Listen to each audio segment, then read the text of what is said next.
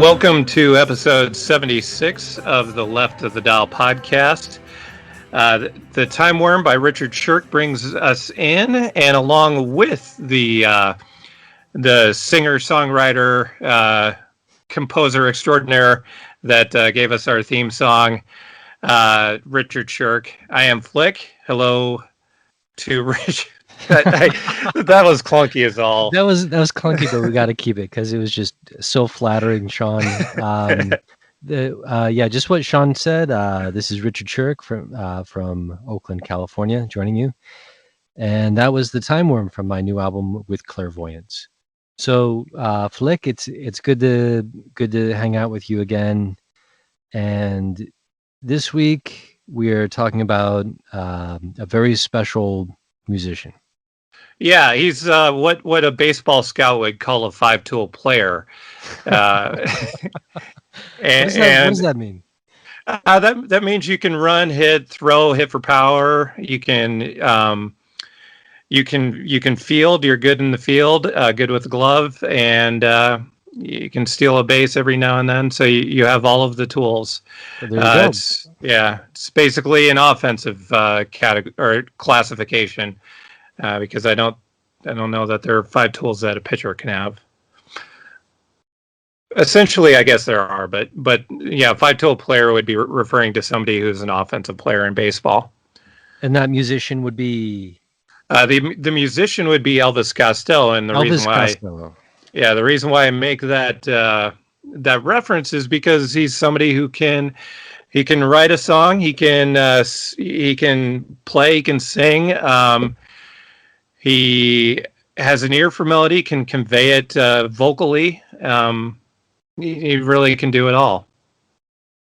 And I don't know if you read his rock and roll book, but he's also a really good writer. I understand he has I think a 3-book deal still with Penguin, so waiting on those to drop.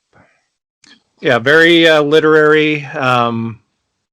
Yeah, has all of the cerebral tools and the musical tools to go along with them. I mean, this is one thing that in the music business they talk about Elvis Costello, that if he challenges you to Scrabble and wants to bet money, he's going to beat you. So just watch your back, So that's his game. Oh yeah. Scrabble hustler, yeah. So he goes into the Scrabble halls and looks for the nearby toughest chump guy in the room. Yeah, totally. Yeah. So watch out. Plays him like he's Fast Eddie Felsen. Totally, man.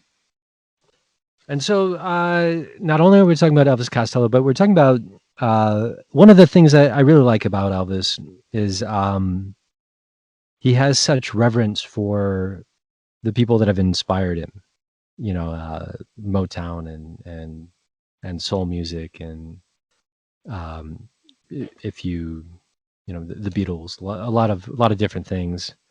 And so specifically about Elvis Costello, what are we focusing on this week? Well, it's a Covers for Lovers episode, which obviously involves covers.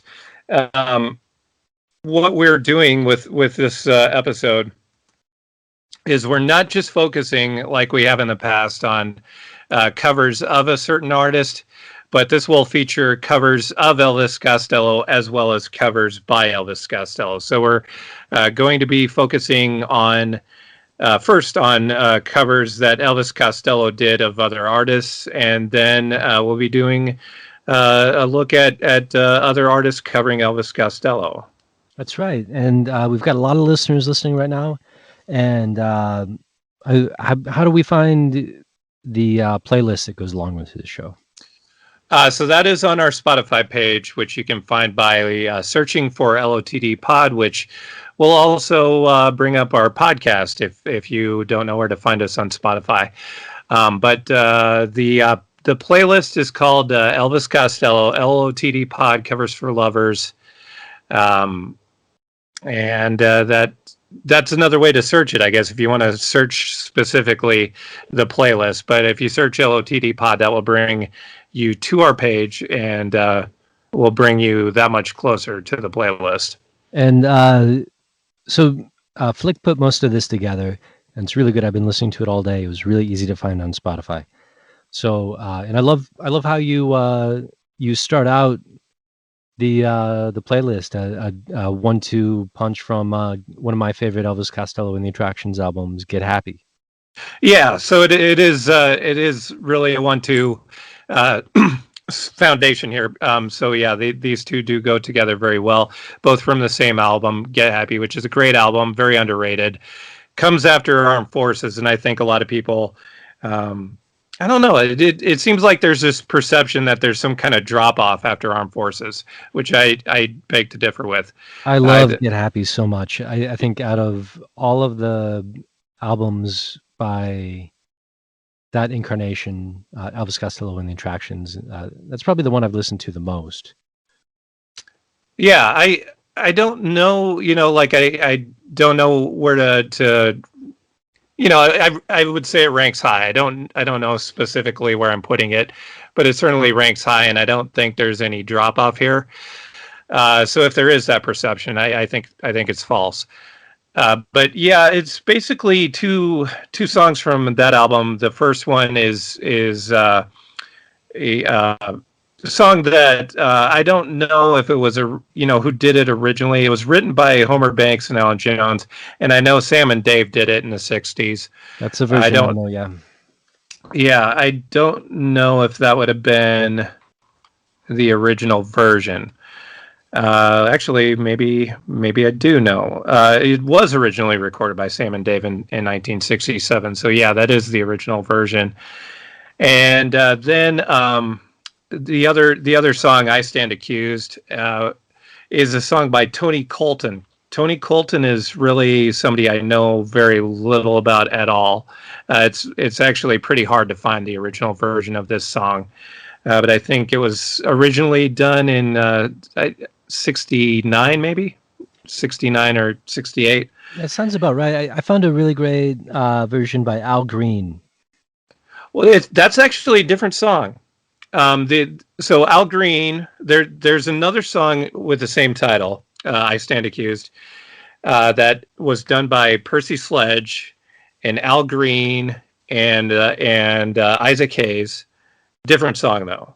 Huh. Okay. There you go. Yeah. But Tony Colton is where this song comes from. Interesting. Okay. And okay, so yeah, I guess moving right along from there. Here we're moving into country territory, and I could actually put two from Almost Blue on this list as well, because I could really put more than two, because Almost Blue is a great collection of covers, and like I was actually deciding between which Graham Parsons cover from Almost Blue I wanted to go with on this. I knew I was going to go with one or the other. He did Hot Burrito number. I'm actually not certain if it's Hot Burrito number 1 or number 2, but on the album on Almost Blue, it's known as "I'm Your Toy."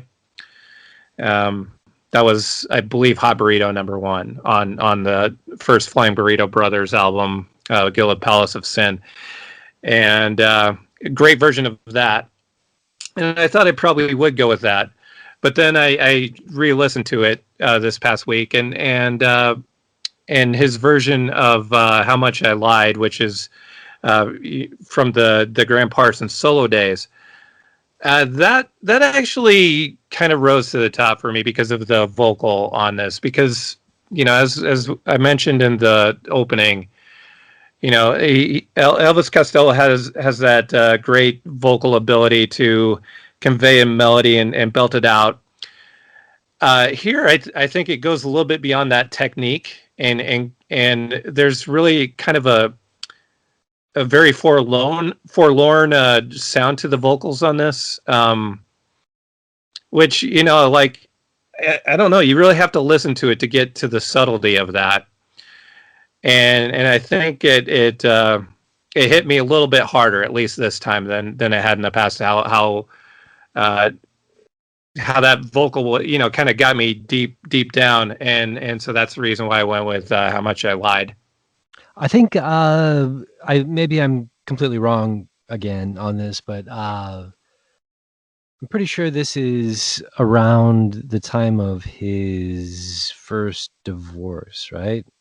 Almost Blue, like Almost Almost Blue. Blue and Goodbye Cruel World. I don't have that biological biographical uh, knowledge of the personal stuff there, so I don't know. I'll defer to you on that. Well, it's a better story if it just You're right. coincides, because yeah, I think you've got a great point that so Almost Blue is his country album, and country music is a big part of his um of his appetite growing up, and also when he starts playing out in his band Rusty. And I guess a lot of kind of country music, British country music covers bands were kind of precursors to like pub rock, right? Is that a true statement? Yeah, I'm not sure what kind of role it plays, but it's certainly, it's like a very deep thing for Elvis, because Elvis Costello, I should probably say. Um, yeah, it's obviously a thing he's very passionate about, and not only did he do great versions of other people's country songs, but he wrote great country songs for other people as well, and I'll get to at least one of those later, but there's a lot of great country songs that were done, written by him, that were recorded by country artists that like he definitely had strong aspirations for that. Would you consider Indoor Fireworks kind of a country song? It has a kind of like that Yeah. feel to me, definitely. Hmm. Yeah, I would say definitely is. Wow. Okay. Cool.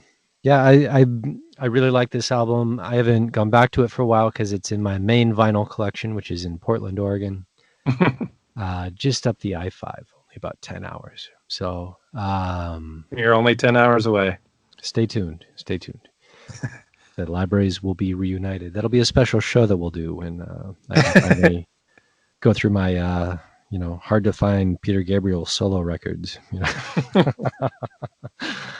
But let's not get distracted. But I want to talk to you about how much I like the album King of America, and the next track is from that album. Yeah, well, you know what? I do want to get to that one, but I want to put one in here to kind of stay on the country thing Yeah, first, sure. because I have a couple other country songs that are not on Spotify, so they are not on the Spotify list. But I do got to mention them because they are worth seeking out. One is I don't know.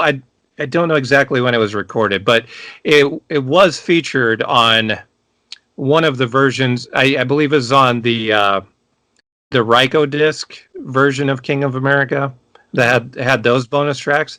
So it was on the bonus tracks for one, but then not on the other when Rhino put out like the double disc. So you have to go to the single disc CD to find it, and it's not on the double disc, which is kind of ironic.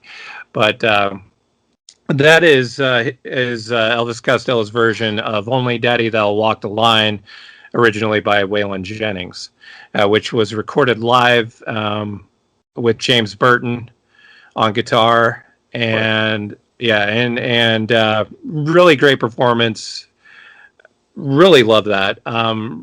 Wish it were on Spotify. You can find it on YouTube, so you don't.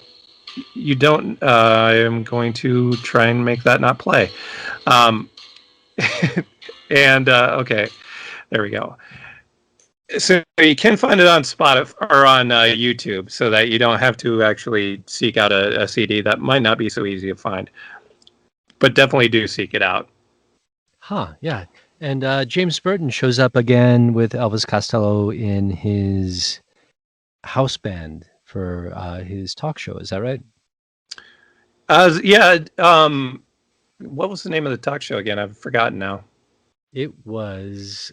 I'm going to try not to use Google, but I may have to. Yeah, I that's been quite a few years ago now, but yeah, I think you're right. It was called Spectacle. Spectacle, yeah, not the easiest name to remember. Well, yeah, which was a pretty interesting show. A show I like, but then again, I'm super nerdy about these things. That's why me and all of our listeners really like you. 'Cause, you're a passionate guy about things that you are interested in. Yeah, I like to think that that's the term to use. Yeah, but yeah, definitely worth. If you are as nerdy about these things as I am, you should definitely check out that show as well. Oh, and could you give the listeners some background about who James Burton is? So James Burton would have been. Let me get you all of the information on him. So James Burton was a great guitar player who played for a dude from Memphis that you may know. You may know from one Elvis to another. He was just kind of this dude, that was just kind of a local favorite in Memphis. Really obscure, but I think maybe he did get on TV once or twice, and that would be Elvis Presley. Yeah, Elvis Presley, as well as Ricky Nelson. Oh yeah. As well as Emmylou Harris, as well as John Denver. Yeah, great guitar player, and has a great little featured solo on that version of Only Daddy That Will Walk the Line. There is a statue of James Burton. Where? In Shreveport. Shreveport. Okay. Yeah. And I assume that you've been to this statue. No, I just saw that on the internet on the Google machine. Wow! Just saw that there's a statue. Yeah, when they let us out of our COVID quarantine, gotta go see that. Yeah, that's right. It's just one of millions of trips. Speaking of Graham Parsons, also played on, and I can't believe this slipped my mind, but I'm being reminded of it right now, that he was on both of the Graham Parsons solo albums, which which I remember actually thinking about that like just a couple of weeks ago, and I don't know, today's just one of those days where things kind of slip the mind, but a lot of cool appearances that he's made over the years. Joni Mitchell on For the Roses, he was on that.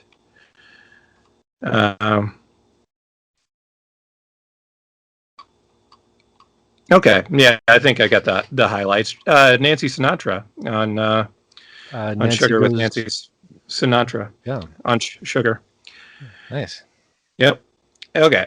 Well, maybe a James Burton show at some point, but I suppose we're getting a little bit sidetracked. But definitely a very notable appearance on this track. And then from the album King of America proper, his version of Don't Let Me Be Misunderstood, which it was goes back before the Animals, but most well known as a track with the Animals. Yeah, I ran across a really great Nina Simone version of it too. Yes, but yeah, definitely a huge hit for the Animals. And yeah, I like his version a lot. It has what is that, vibraphone really going on? Mm-hmm. T-Bone Burnett and his vibraphone. So good stuff. Yeah, and actually the Nina Simone version precedes the Animals version of it. The Animals version of it was, a huge hit. The Nina Simone version, not as well known, but great. Yeah. Actually, two other tracks that are not on the Spotify list because they are not on Spotify. And the first one, also sticking with country, Elvis Costello recorded a version, and I'm not sure. I had this version and still do have this version on like a CD bootleg, which I think it was called Nashville and More, where he covered "Third Rate Romance" by the Amazing River. Excuse me, the Amazing Rhythmation. I can't talk. The Amazing Rhythm Aces. Right. And don't really know anything else from the sessions where this would have been recorded. I think everything else on that CD was from different stuff, from different recordings. It was just kind of a standalone on that CD, but really good, and I really like it a lot. It's not great quality; it's bootleg quality for sure, but a really cool tune. All right. Yeah. Well, definitely look for that. Yeah, and then the final track that I don't have on the Spotify list because it's not on Spotify was from a Grateful Dead tribute album called "Dedicated," which I remember that. Yeah. Yeah, I think it was either late '80s or early '90s. I'm not sure which. Yeah, it seemed like an early '90s thing to me, but I was still getting my bearings. Yeah, it was right around the turn there, right around 1990 on either side, and his version of "Ship of Fools," which I don't think I've ever heard the Grateful Dead version of it. To be honest, you haven't heard the? Oh, you. I mean, I'm not sure. Maybe it's a really pretty song. Yeah, it is a great song, and I really like his version on it a lot. In fact, I don't know that I really liked much else on that album, but I had it because I really liked that track though. Yeah, that's on Mars Hotel by the Grateful Dead, I believe. Yeah, I'll have to go check out the original. Yeah, I probably did at some point, I'm sure, but yeah. I mean, if you are a little bit wary of the Grateful Dead, it's one of the real entry point records. Which I'm more of an entry level Grateful Dead person for sure. Well, there you go. If you need to get started, it's Mars Hotel, American Beauty, Working Man's Dead. That's the easy stuff. Yeah, like the 50-minute version of Dark Star is a bit more of a commitment than I can take, but because you've got someplace to go, right? That's right. I have things to do. I have episodes of Spectacle to watch. Of course you do. Anyway, I'm really glad that he shows up on that record. I've got to look that up. The one YouTube track that I was looking for and I found, which ends up being kind of a better idea than the actual thing. Than Execution. Exactly. Which is Elvis Costello and the Attractions covering "Pop Life" by Prince. Oh yeah, I've heard that. Yeah. Yeah. So a little rough, and I don't think it really gets the same. Doesn't get across as much as the original, and I think a lot of his covers. I think I might even like a lot of Elvis Costello's covers. I think I might like maybe even more than the original sometimes. So I think that's a real talent that he has for interpreting other people's tunes. Just not on that particular day. Yeah, there are those ones like Pop Life though too, which the Brodsky Quartet?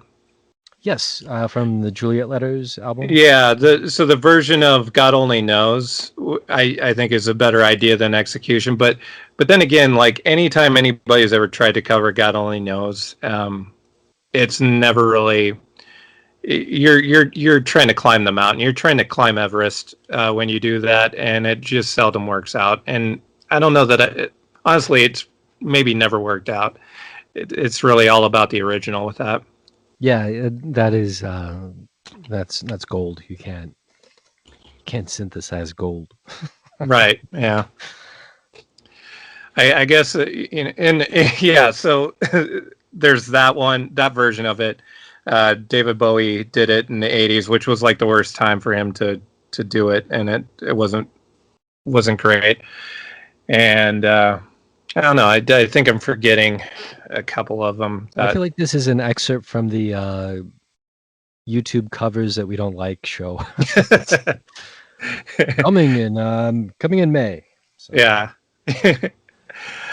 Well, yeah. So I digress. But that for me that closes the portion of the list where it's Elvis Costello covering other artists. So I don't know if you have any other ones that you want to add there. Yeah, I have one more, and I just want to put just like a quick addendum to my chat about the Grateful Dead, and I want to mention that I'm wearing a tie-dyed T-shirt right now.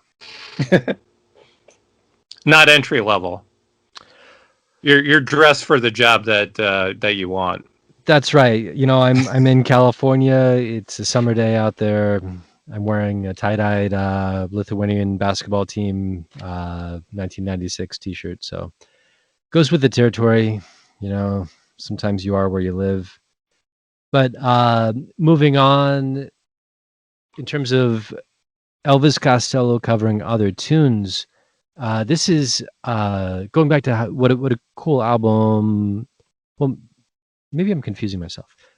His cover of "Walking on Thin Ice" by Yoko Ono. I think it initially shows up, at least I'm aware of it, from the bonus disc of "Punch the Clock," if I'm not mistaken. Am I right? I don't recall that track, so I'm not sure. Okay, well it's the penultimate track on our playlist, and a really cool tune. And not just like I said. Oh, okay. Yeah, I see it. Okay, Out of Our Idiot is where it comes from. Yeah, he's such a good interpreter of other people's tunes, and he makes "Walking on Thin Ice," originally by Yoko Ono, sound like it's a song that has always existed. You know, it's just like such a good song. And yeah, I'm pretty sure that that is from the. I got to know it from the bonus disc of "Punch the Clock." And going back to the CD days, if anyone is kind of wary of the album "Punch the Clock," which to me, you know, the album itself is produced very much of the day. It sounds like a record from 1986. But if you go to the bonus disc, all the demos for those tracks, which I think were kind of like badly produced, are just gold. They're really well written songs, really really fun, and I think this shows up in that album. I've listened to the bonus disc of "Punch the Clock" many more times than the actual album. Yeah, well, I can understand that with that album. So yeah, that is the and we'll kind of circle back around to our discussion of what's so funny about "Peace, Love, and Understanding." Is that right? Yeah, yeah, because that's kind of a bonus track for reasons that we'll get to. Okay. Well, yeah, you found some really cool tracks from some of Elvis Costello's compatriots, like Dave Edmunds, his version of "Girls Talk." Yeah, which is, you know, like I like the original version of "Girls Talk." Okay, I absolutely love Dave Edmunds' version of it. I think we're diametrically opposed on our opinions on this one, because I think that really I like the Dave Edmunds version, but I wouldn't like put it on at a party, you know. But I definitely would rock some Elvis Costello singing the same song. Yeah, I think it's a good song either way. But I really like what Dave Edmunds does with it. It you know, really just, you know, as you might imagine with in Dave Edmunds' hands, it becomes more rock and roll than the original is. But it just, I don't know, it it really brings out the catchiness of it, the tunefulness of it, I think, as well. It doesn't just inject energy into it, but it brings out the tunefulness of it as well. Yeah, yeah. I guess maybe I haven't listened to it enough, but in our household, we had an incident with Graham Parker, so we're kind of a little bit gun shy with the pub rock, you know. Well, you might have to you might have to fill us in on what the incident was. You know, when you see someone and they play just like a really like wonderful show, and then next time they're in town and you get all your buddies together and you go see the same person play and they turn in kind of like a bad show, and then you have to explain like, oh, he was really good last time. You Was it intentionally bad or just You know, when I saw Graham Parker for the first time, both of these times were at a really nice club in Berkeley called the Freight and Salvage. So if you're in Berkeley and you want to hear like the best sounding club in probably the Bay Area, I mean that's where to go. But so I had just been in a situation where I was out of money, couldn't find a job, and got kind of a lifeline down here in the Bay Area. And let's see, maybe like a week after I came down here, my stepmom, who's a rock and roll insider from way back, was like, "Oh, well, you got to go see this Graham Parker show with me."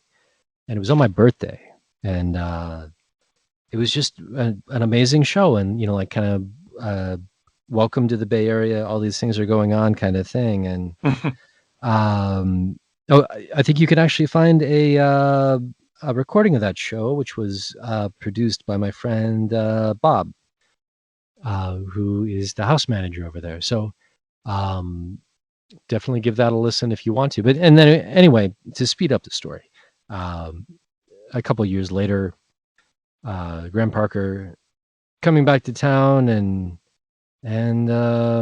I think the first show was really good. You asked me that question, and I kind of went down a rabbit hole, but part of it was situation. Part of it was that he wasn't really touring behind anything. He was just playing like, well, these are the songs I feel like playing. It was a nice little grab bag of kind of the greatest hits of his solo career. Whereas next time he was through, he was touring behind like a reissue of one of the Rumor records. So, and it was just him and like a really thin sounding electric guitar, and the tunes weren't as good. So just one of those things. So that is my Graham Parker story, and why I am sometimes reluctant to put on Dave Edmunds in mixed company in my household. Yeah, I guess we still have to make the connection there between the two artists that Oh, just you know, notable pub rock bands of the okay. late 1970s. Yeah, I still like them both. I've seen neither of them live, so neither of them have had the opportunity to burn me in any way. So that might factor in. I'm not sure. But yeah, I like this tune, and the one that I was, you know, I'm looking over your list and the few songs that I contributed. And when I first cracked this open, I was like, oh, you know, these are all legit people. And the one stumbling block in this list that I kind of had to, you know, remind myself to keep an open mind about was this next song. And it probably ended up being one of the favorite ones that I haven't heard before. Okay, you're referring to Party Girl? Yeah, by Linda Ronstadt. So I very rarely am sitting around being like, you know, I should put on some Linda Ronstadt. But this was maybe a really good track. Yeah. Yeah, maybe you should. Maybe that's the moral of the story. I think you've changed my mind, Flick. Yeah, I would like to change anybody's mind on Linda Ronstadt because yeah, she was great. Yeah, I think there's that tendency to, because you know she was very popular. She had a lot of hits, you know, back in the day. And you know, I think there's that built-in perception that maybe that's the kind of artist that she is the kind that cranks out hits. And but I don't know, I've always thought there was a lot more going on with her, because one, like, that is her thing, to do covers of other people's work. That's really what she specialized in. But she didn't just do covers of great songs. Like, I think this is this is maybe an example of why I think she's good. Is that pulling a song like Party Girl 1 is a signal that she's a fan. She's not picking kind of a deep cut. Yeah, she's hitting a deep cut. Like, she did start. She did record Allison first on, I think, the previous album of this. Not a deep cut. Not a deep cut. But at the time, it really was. Like, I don't think much of the world really knew Elvis Costello when she was covering that song. And Elvis Costello has gone on to say that the fact that she did do that cover of Allison is what kept gas in the tank while they were touring during those years. Yes. Yeah, so it wasn't really on the strength of what they were doing at that time. But yeah, I mean, on the album that this comes from, which is Mad Love, which was out in 1980, she covered Party Girl, and she covered two other Elvis Costello. She covered Girls Talk, as did Dave Edmunds, and Talking in the Dark. She was a big fan, and I think that's the reason why her versions of songs do have a bit more going for them than what other artists might do when they cover somebody, is because generally the approach is let's find something that has worked before, and surely it will work again. But she seems to have pulled songs that she likes and wants to do, and knows of a good take on doing those songs, and I think that, this is a great example of that. Doing Party Girl. And it's interesting how she changes.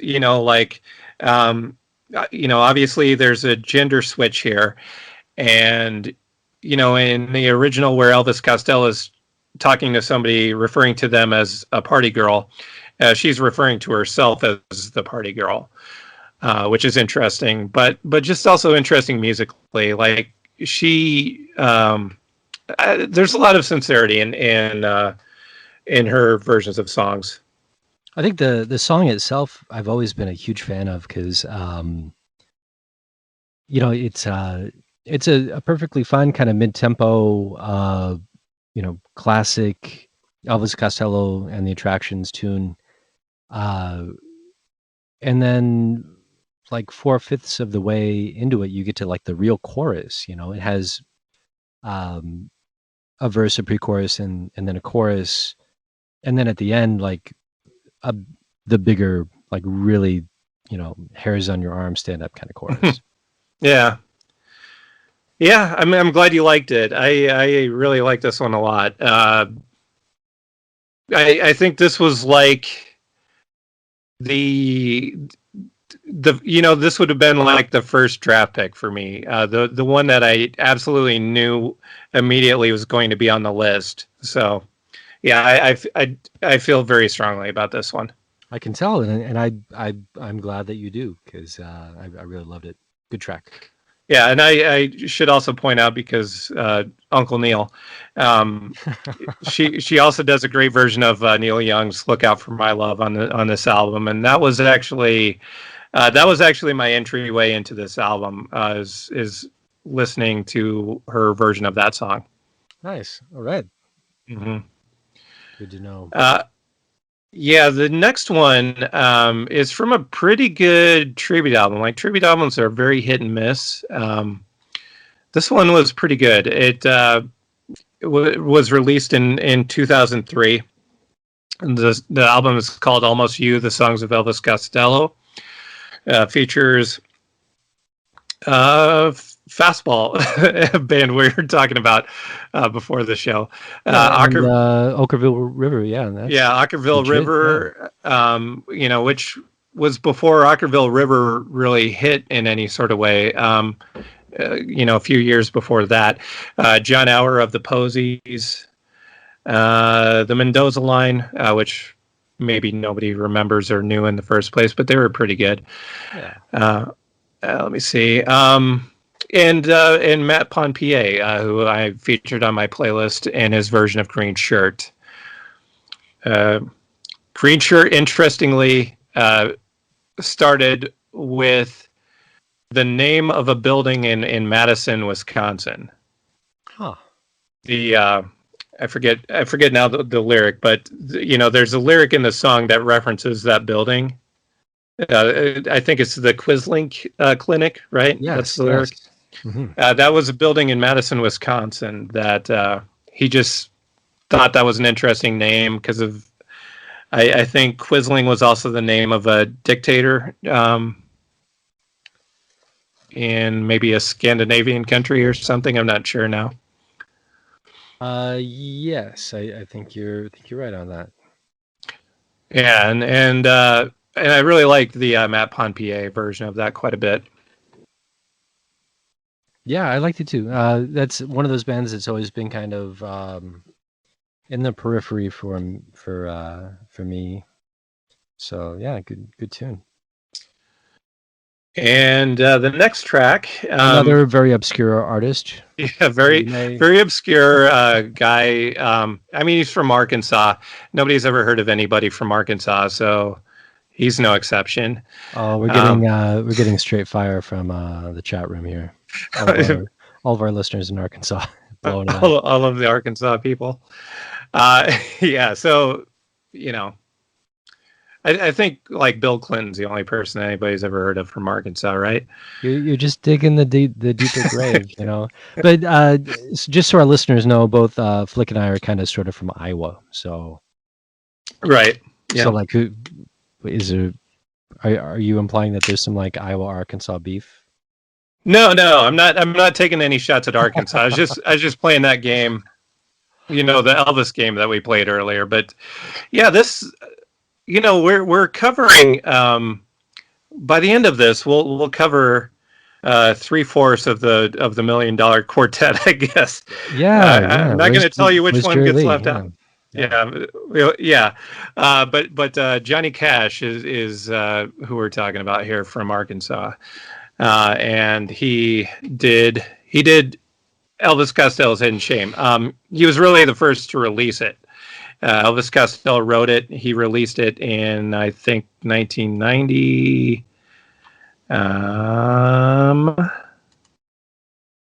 Tell me I'm right, please. Let me see. You're right, Sean. You're always right. Yeah, well, somewhere around there at any rate. And then Elvis Costello's version of it, the first time he released it, I think came out just a few years ago. It's such a cool song. I didn't know this one. This was completely new for me. Yeah. So at this point, there's both the Johnny Cash and Elvis Costello version available, but the Johnny Cash version, it goes back to what I was talking about in the country portion of the conversation, where it was a very very deep felt thing for him, obviously. And I guess he succeeded, I think that was really something that he set his sights on, was probably to get a song on a Johnny Cash album. And he did that. And what year did I say that came out? You said maybe like 1990. Yeah. Okay. I think that's right. I'm still haven't confirmed that. But 90-ish, Yeah. Well, yeah. Right around the turn. It's 1989. It was released. So okay, I was close. I was off by one. Yeah, you did fine, buddy. All good. Thank you. I'm a little bit stung, but I'll recover. Yeah, great track. And this next one really put me into a rabbit hole of listening to Los Lobos covers. Los Lobos being the last band that I saw before quarantine. Oh, interesting. Yeah, So my cool stepmom was playing the Fillmore poster room, and the main show was Los Lobos downstairs. bragger. Just that's just how my family is, you know. No, I want to just take like a moment to give you the backstory of why my stepmother is playing the little stage in the poster room. But she retired, and she's always loved music, and has always kind of bemoaned the fact that her hands are small and she can't play the guitar or the piano. So at one point we're like, maybe you should think about Gene, have you ever thought about the ukulele?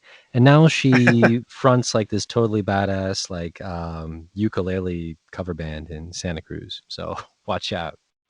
And if any of our listeners ever think like, oh, I really like music, but I can't play it, it's like you totally can do that. So go for it. Does she feel like she lost some years now where she could have been like a big time rock star? I think she's very satisfied with the scene that she has down there. Santa Cruz being kind of like a, even more like hippy dippy than San Francisco, has this great community of ukulele players, a lot of which are in their 60s or older. So yeah, I don't think she really thinks too much about like, oh, I could have started this a lot sooner. I think she's really excited that she has such a cool band, and when it's not some sort of global horrible health crisis, selling out Michael's on Main and over in Felton. So good little group. The group is called the Backyard Birds, which is also a cool band name. So quick little shout out to my mom's there. Shout out. My hands are big enough to play guitar, but maybe I should just take up ukulele anyway. Like the smallest ukulele you could find. It's like, yeah, totally. Do it. I don't know. Anyway, I'm tempted now. It just seems like the pathway. Yeah, do yourself a favor, get a tenor ukulele. There's so much fun to play. But the reason why we ended up on this long discussion is because of Los Lobos, and the next tune is their cover of Uncomplicated, and this version rocks. It's so good. Mm-hmm. Yeah, well, as does the original. I think the original is kind of hard to beat, but this is a good version. Los Lobos did a covers EP called "Ride This," which was released in 2004. And it's so good. Yeah, and really, really cool tune. I'm not sure if anybody else ever even thought to cover this. Do you know of anybody? No, I don't think so, because it's got that great beat to it. But shout out to Pete Thomas. Yeah, totally. Yeah, great drummer. One of the best. Yeah, one of my favorites. And yeah, this great backbeat.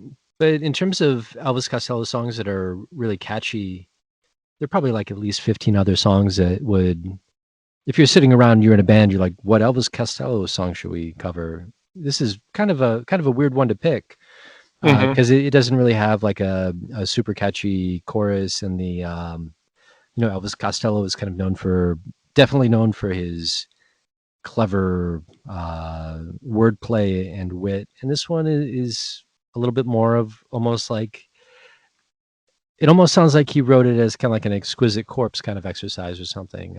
Very, very interesting lyrically. Yeah, interesting lyrically. You mentioned the beat. It really grabs you by the throat. Originally, it was from Blood and Chocolate. I saw Elvis Costello with the Imposters when I briefly lived in Florida. Saw him at the House of Blues in Orlando. Which was one of the rare opportunities to see somebody cool live while I was in Florida. But yeah, opened his set with that, and it was such a great set. He did actually did a few tunes off of Blood and Chocolate. Very underrated album. Highly recommend it, and I think I can speak for Los Lobos in saying that they highly recommend it as well, and that they covered this song from it. But yeah, great version of it. I think a great choice. Yeah, just really outside the box and coming up with the idea to cover this song. Yeah. I love Los Lobos, and definitely got into this album thanks to you, Flick. So do yourself a favor, everybody, and check out Ride This, the covers EP by Los Lobos, and specifically Uncomplicated, but also don't leave the room before you check out the Los Lobos cover of Shoot Out the Lights. Wow, that's so good. Yeah, yeah, very good find. All right, so you have a couple here. Do you want to mention the ones that you added to the list? Definitely. Yeah, so one that is to some people might appear to be really cheesy, but is, you should really listen to it, is the Duran Duran cover of Watching the Detectives. And I think when I was first getting into Elvis Costello, ran across this album of Duran Duran cover tunes called Thank You, which was, and probably still is, ubiquitous in the cutout used bins of America and the world. But I got a free copy of this at one point. well, there you go. But yeah, so don't write it off because it's Duran Duran, who are kind of good if you're in the mood. But this tune, their version of this tune is so cool. It does so many neat things that are present in the original. It has, Watching the Detectives has this almost like dub bass line, which they totally focus in on and have a great kind of like dub bass dropout kind of moment. And also it's like kind of a sleazy, weird, scary song in some ways, and they definitely deliver that. And I feel like with this tune and also in the rest of the album, they pay a lot of tribute to early hip hop, and it really got me thinking about the difference in delivery between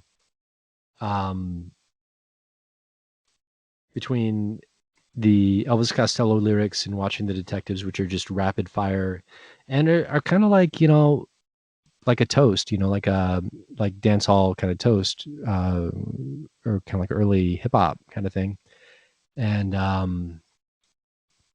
yeah, never really made that connection before, but yeah, just a really cool bass heavy, super produced, like maybe overproduced, great sounding tune by Duran Duran covering Elvis Costello.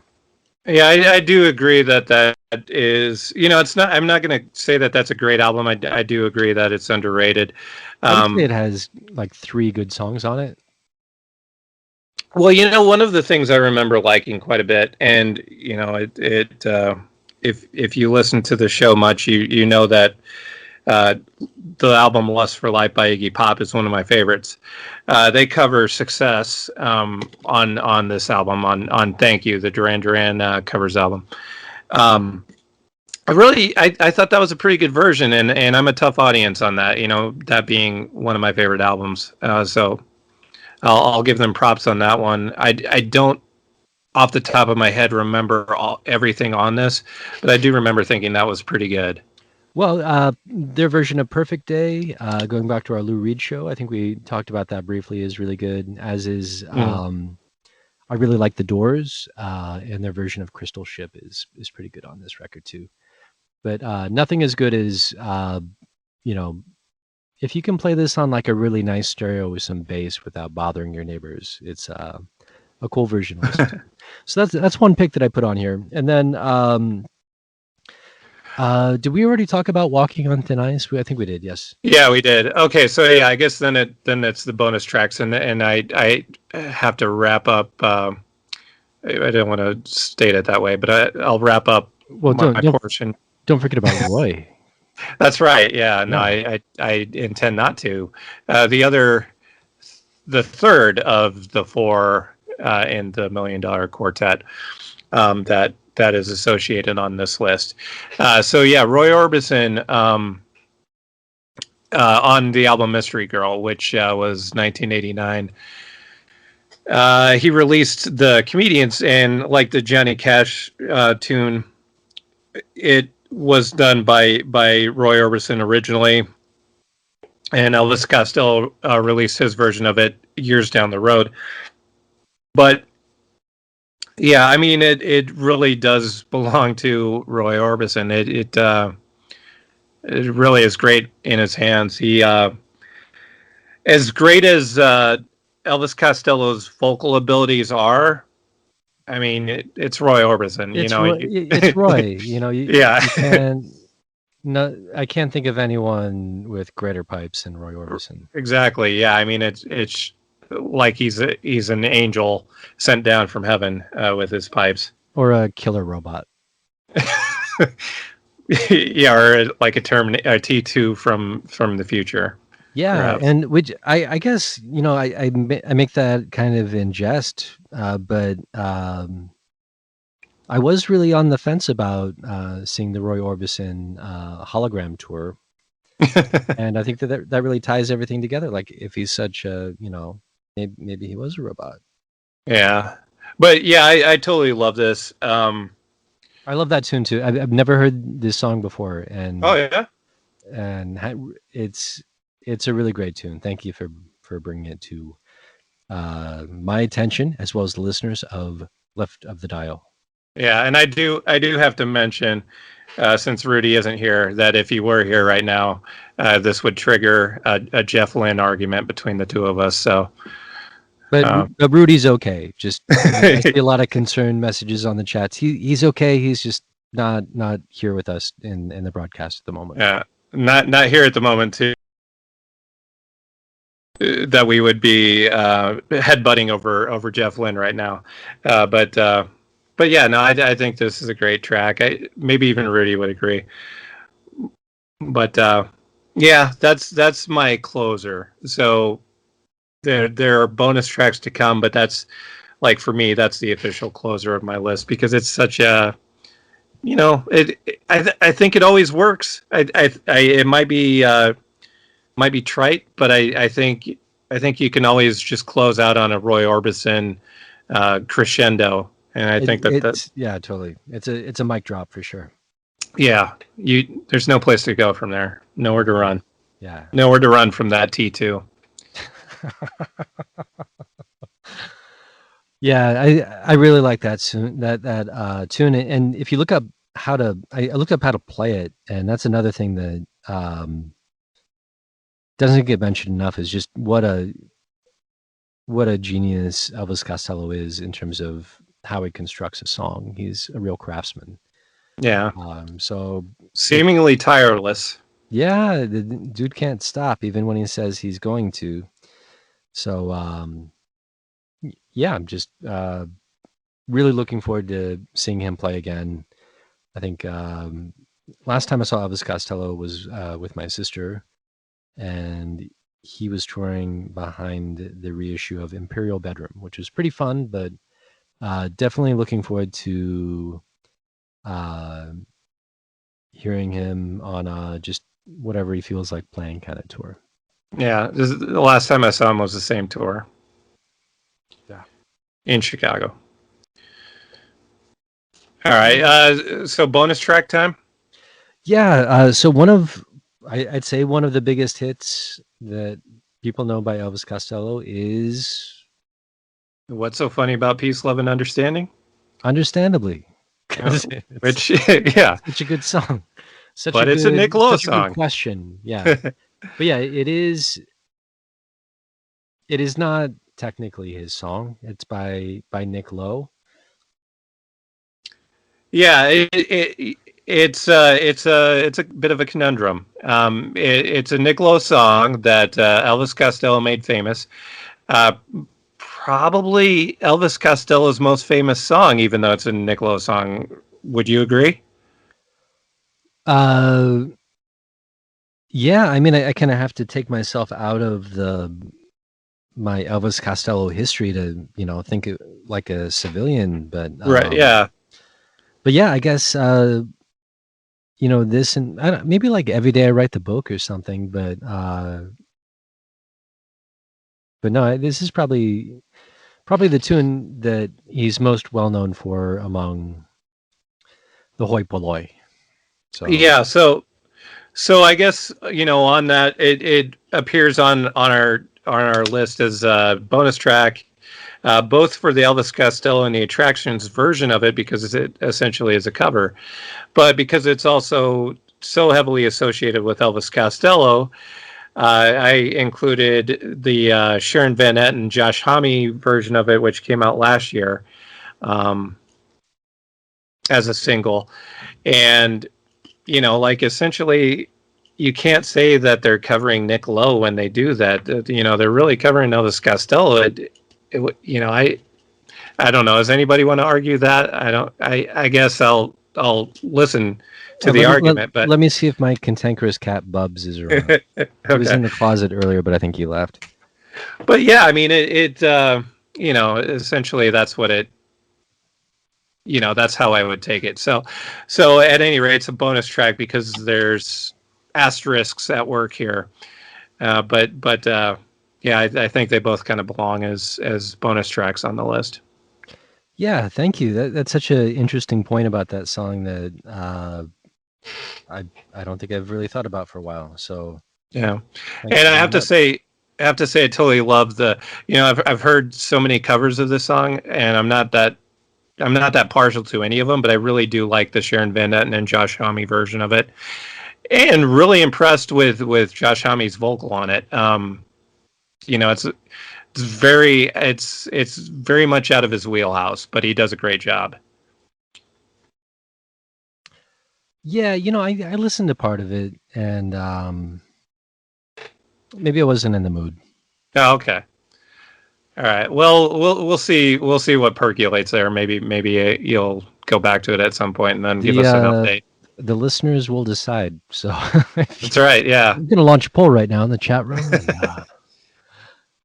So this was such a great playlist, and I can't really take much credit for it at all. You really found some gold in here, Sean. Well, it's it's one of those things that has kind of built over the years, even though it was recent when we decided to do the show. I'm always very interested in finding covers of songs I like, and Elvis Costello being one of mine and your favorite artists. But yeah, I mean it all of these shows are their own little labors of love, but yeah, this one was definitely a long time coming. Yeah, and I don't have this written down on my notes, but I should have.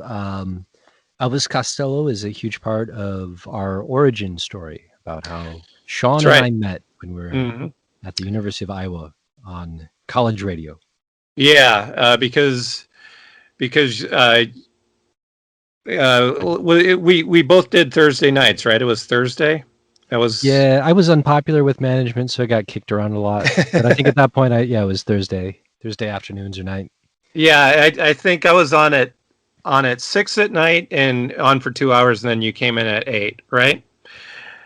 And yeah, the first shift that I did that, you came in after, and that was the first time I'd met you, and you came in with a stack of CDs. And on top of the stack of CDs was Brutal Youth by Elvis Costello and the Attractions. And I was one of my faves. Yeah. Yeah, me too. And I've always thought that was super underrated. It didn't get the attention that it deserved because, it just wasn't the thing at the time that was big and anything else. But a really great album. And so we struck up a conversation based on that, and then 20 years later, we're that's right. still hanging out. So that's so cool, and I love that about. I love that we have that origin story, and that we're able to talk about it after doing this show. That's so cool. Yeah, and it wasn't. I don't know. Yeah, I guess it was a few months after that we actually went to Chicago to see him too. To see him, yeah, that was a really interesting tour. Yeah, that was really cool. Mm-hmm. Right after he released the album North. But before we wrap up our Elvis Costello show, I just want to mention 2 really fun things that I found out in my research that I'd like to mention. That Elvis Costello has been vegetarian since 1980. Everyone should try it. It's awesome. And also, he's a really huge Red supporter, LFC. Yeah. It's amazing. I didn't mention that. Yeah. And I read a really great story, and I thought you'll never walk alone. Yeah, exactly. I read a story about how he's such a big Liverpool supporter that the club was in a really dire match in the early aughts, and it just happened to coincide with the time that he was supposed to go on for a show. And so he's watching it backstage, and he's like, "Oh, I think it's gonna wrap up before I have to go on." And they were down 3-0, and but then something happened, and they started scoring goals. This was, this game, the Miracle in Istanbul. Oh yeah. So this would have been in 2005? 2005, yeah. And so he delays his show for an hour until he can't delay it anymore. They're like an extra time doing penalties. Mm-hmm. And then when they win, I think someone on the backstage tells him that Liverpool won, and then he sings the song. Oh, sings "You'll Never Walk Alone." You'll Never Walk Alone. Yeah. That is interesting. I'm surprised he even. I'm surprised he didn't cancel the show actually for that match. That's one of the great matches in Liverpool history, and a great night for Steven Gerrard and company. There you go. So Elvis Costello being one of the many famous Liverpudlians. So I couldn't let the show end without talking a little bit of talking some LFC with you. Talking some footy. Yeah, that's interesting. I didn't know that. I don't think I knew that story anyway. But it's also interesting because having seen Elvis Costello a few times, he never goes on late. Like, he's always right on time. The show's at 8:00. He will be on at 8:00. Like, he's not even a minute late ever. So that must have been quite a dilemma to be playing on that night. That's how much of a game it was. So there you have it. We've done the covers for Lovers for Declan Patrick McManus, also known as Elvis Costello. And this has been really fun. Could you tell our listeners about what we're doing next week? So next week, since it's spring, and I don't know, last year's spring didn't seem so much like spring. So I think, this is kind of a long-awaited spring coming up. We'll be doing songs that we associate with spring. All right. Yeah, so if you're a fan of the Go-Betweens, tune in for sure. So I guess we'll check back in 1 week with our special spring playlist, huh? Yep, we'll see you next week. Okay, thanks for this excellent playlist, Sean. I'm gonna check it out some more. Well, please do, and get back to me on what is the one that we need an update on, the Sharon Van Etten and Josh Homme. I'll keep you posted, man. Yeah, keep me posted on that. Okay. Until next time, Sean, this has been a blast. Thanks. Yep. We'll see you next week.